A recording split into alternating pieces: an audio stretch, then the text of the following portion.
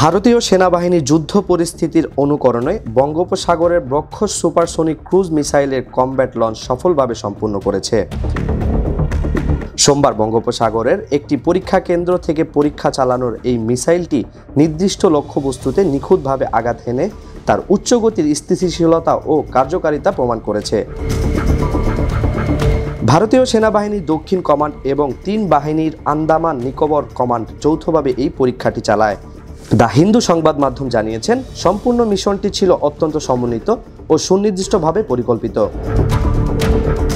ভারতের প্রতিরক্ষা মন্ত্রণালয় দাবি করেছে, উন্নত গাইডেন্স ও কন্ট্রোল সিস্টেম যুক্ত এই মিসাইলটি উচ্চগতির স্থিতিশীলতা ও নির্ভুল বৈশিষ্ট্য বজায় রেখে সফলভাবে লক্ষ্যবস্তুতে আঘাত হেনেছে।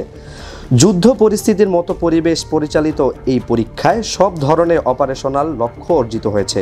এতে সেনাবাহিনীর ব্রহ্মস ইউনিটগুলোর প্রস্তুতি এবং উদীয়মান যুদ্ধক্ষেত্রের পরিস্থিতি মোকাবিলায় তাৎক্ষণিক নির্ভুল আঘাত হানার সক্ষমতা আবারও প্রমাণিত হয়েছে। ভারতীয় সেনাবাহিনীর দক্ষিণ কমান্ডের general officer commanding in chief lieutenant general Dheeraj Sheikh সফল এই পরীক্ষার জন্য সংশ্লিষ্ট সকলের পেশাদারিত্বর প্রশংসা করেছে। সফল এই পরীক্ষা সেনাবাহিনীর দূরপাল্লার নির্ভুল হামলার সক্ষমতাকে আরও শক্তিশালী করেছে এবং দেশীয়ভাবে তৈরি মিসাইল ব্যবস্থার নির্ভরযোগ্যতা ও কার্যকারিতা তুলে ধরেছে।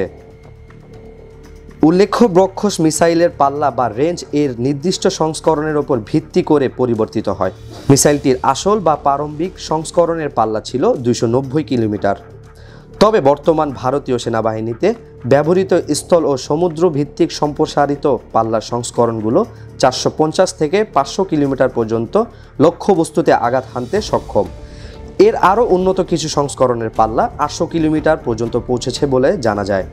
এছাড়া ব্রহ্মস 2 হাইপারসোনিক নামে পরবর্তী প্রজন্মের একটি মিসাইল সংস্করণের উন্নয়নে পর্যায়ে রয়েছে, যার প্রত্যাশিত পাল্লা 1500 কিলোমিটার এবং গতিবেগ ম্যাগ 8 হবে বলে ধারণা করা হচ্ছে।